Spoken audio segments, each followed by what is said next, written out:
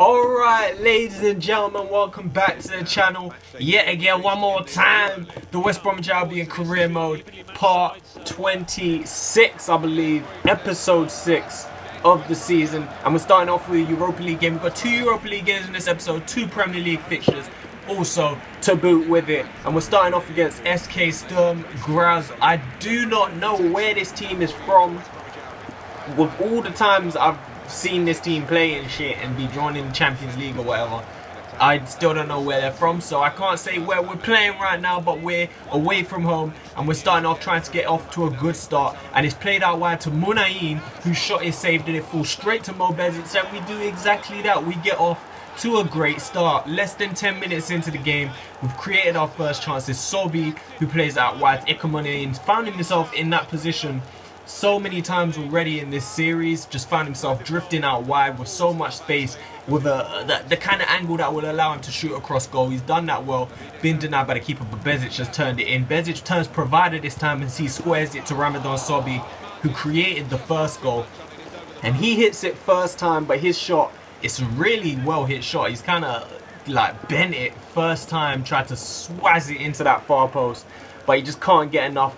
Well, he's got a bit too much on it actually, as it's just gone over the bar. Chadley also getting a bit too much on his shot into the second half, as his shot cannons off of the crossbar and flies sky higher into the air. He's hit that one well. Another well hit, well struck shot, but just a little bit too much, not measured well enough, I guess. Too much height, too much on it as it cannons off the crossbar. Sturm Graz about to create their first chance of the game right here as they find themselves out wide left. They cross it backwards and it's pulled to the penalty spot or thereabouts, and there's Dobras who gets his foot on the volley, and he just, I guess his connection wasn't as good as some of the other shots.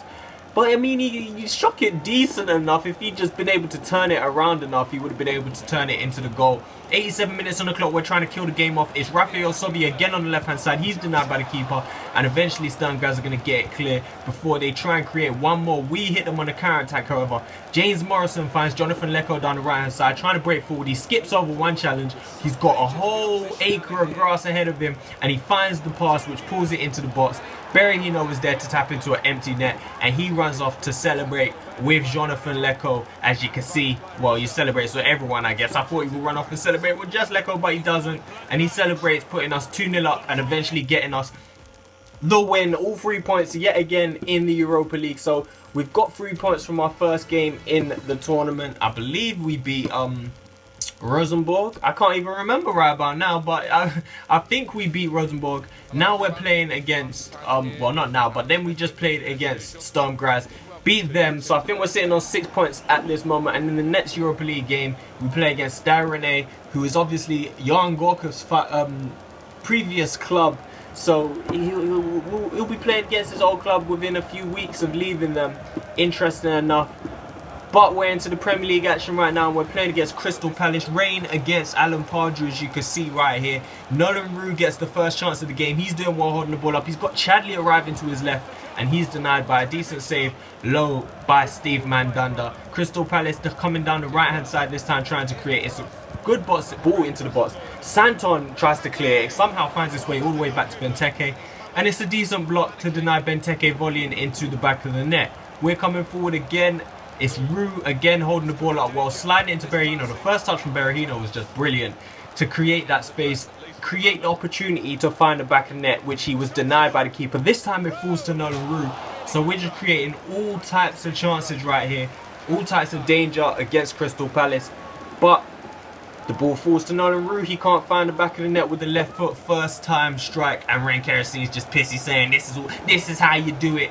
Put the ball in the back of the net, created enough chances to actually have the lead. Jason Puncham with some brilliant footwork getting in behind the defense, but his shot, he took it a bit too early, to be honest. He could have taken it further into the box. He put it straight in the hands of Ben Foster. 4 minutes before the end of the game, Nasser Chadley does well creating space. He fires over the bar, and the shot, you see right here, picking the ball up, drifting into the middle quite a lot in this situation. His shot, he just couldn't really get it right. Again, off target, hitting the crossbar earlier, this one just going over the bar, and we have got our first 0-0 draw of the series.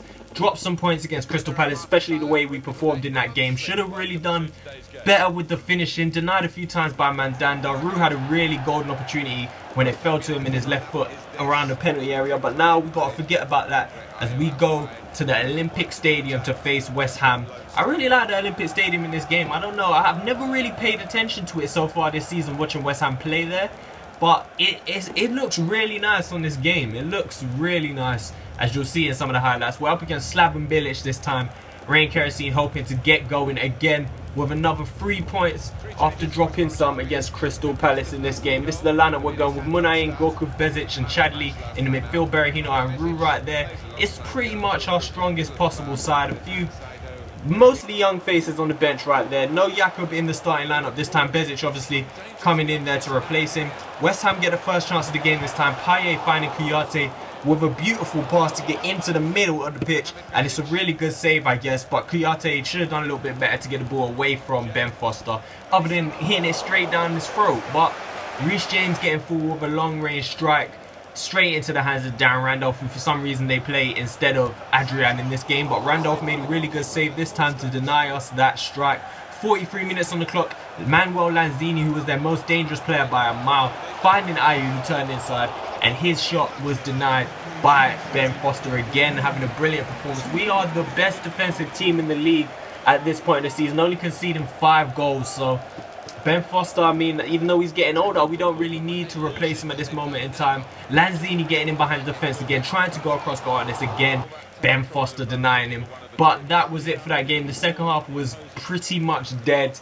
It was pretty much dead. We did put more pressure on West Ham than they put on us. We were pressing forward, but I mean, we couldn't get anything to go. There was no real chances to show you, not even really any shots on target. So we're getting into the 4th and final game. That's pretty much why we have 4 games in this episode, because the game against Crystal Palace and West Ham, obviously 2 0-0 draws.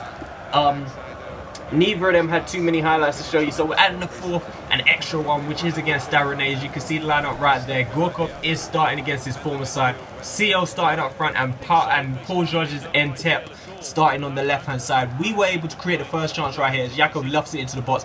Berahino got the header, and that was really, really close with the first chance less than 3 minutes into the game, just wide of the post. Berahino probably the last player you'd expect to out jump someone and cause some trouble with the header, but he did exactly that, I guess. 33 minutes in now, Ramadan Sobhi getting another start. He finds Jakob. He's eventually going to slide it to Berahino, who takes the shot from a tight angle.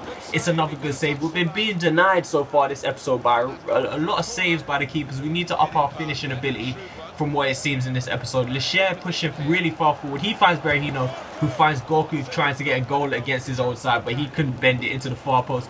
Just didn't get enough on it. It's Neom now in the second half getting down the right hand side with a good run. He pulls it back to Tyler Roberts, and his typical FIFA 17 from so far this game. Like, I pressed to shoot first time, he wants to take a touch, and it goes straight up to the keeper's hands. He gets another chance as he played in by Berahino right here, and again, same situation. We just didn't get enough on the finish right there. He was taken out after, but no, referee didn't give anything. Leko lofting it into the box this time. It's headed out, comes back to Leko. He takes it onto his left foot, trying to pull it back, and it's just an absolutely reckless challenge from the defender. I don't even know. Ruthless right there. Stephen Bear voice. Ruthless challenge, right? I don't know what he's even doing. He wasn't even near the ball. It was a slide tackle for whatever reason. All he's got to do is show him exactly where he's going, really, to the edge of the box. Berahino is the man who's going to try and convert the penalty, and he does so emphatically. Power, just side foots it, not as far into the corner as you can get, but with the power that he put on it, it's good enough. Sado Berahino puts us 1-0 up finally after all this time. It's a good penalty. I like the variation you could put in the penalties, but again, the keeper's not dived. How often do you see keepers not dive for penalties in real life? I don't know. I feel like 90% of the time the keeper should just dive, maybe even more than 90%, because like I don't even think I've ever seen a keeper not dive from a penalty. Stan Rene pretty much straight from kickoff though. It's CR up front. He's just run through a numerous amount of players, and I mean the challenge from Neon was a bit weak. Lecher's just about missed it, but he was just so quick. I don't know how quick he actually is in this game, but with the slider boost that I give the CPU, I up their acceleration and sprint speed obviously. He was like lightning right there. We couldn't get close to him. He's equalized for them. 6 minutes from time. Bezic plays the ball into Tyler Roberts again, who's taken it first time, and it's another good save by the keeper. We're getting one last chance here from Berahino. He tries to bend it into the top corner, and Costil in the goal makes another good save to make sure that Stade Rennais will leave England with a point. So that is 3 games played, and again I believe 2 wins and a draw. I can't even remember right now what happened in the Rosenborg game, but I'm pretty sure we did get all 3 points. Saido Berahino gets himself man of the match, but we can't get what matters, which was another 3 points, which would have really pushed us towards qualifying and getting into the knockout stages. Johnny Evans did pick up an injury in that game, which is not great for us, but we have a few players who could cover that spot, I guess. And Matija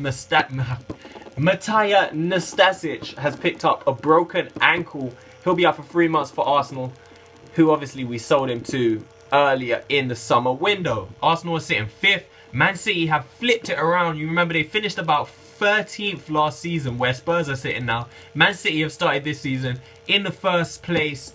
Well, not started, but they're in the first place, going up to 10 games, which is where you really start to talk about and gauge where teams are going to finish. We're sitting in the 8th position. It's not the best start, not the worst start, but I mean, we're looking for the Europa League finish this year. Hopefully we can get it. Make sure you return for the next episode tomorrow. Bye.